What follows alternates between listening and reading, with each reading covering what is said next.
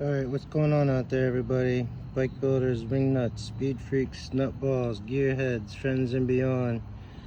This is your 68 times 110 square taper bottom bracket or crank for the felt faker frame. The problem that you're gonna have is you will just barely have pedal clearance past the cover for the magneto housing.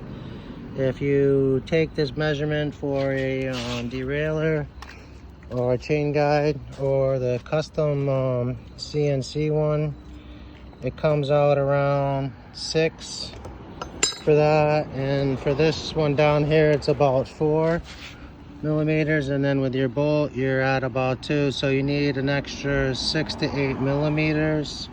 So the only problem being, if you try to back this out to give yourself the clearance, you're going to be really lopsided with your crank, and this really won't be seated in the housing.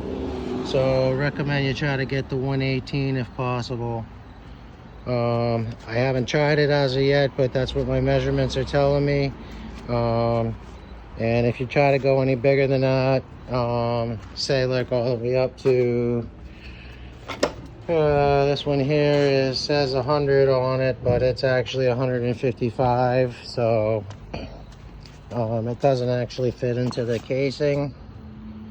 So anyway, trial and error, but that's what I'm learning with this thing. I could run it without it and put a chain guide or a tensioner in the back, but I want to try to get that as part of the engine body, keep as much clutter off of the bike as possible. So anyway, that's the other tip for today. Hope that helps somebody out there. Godspeed.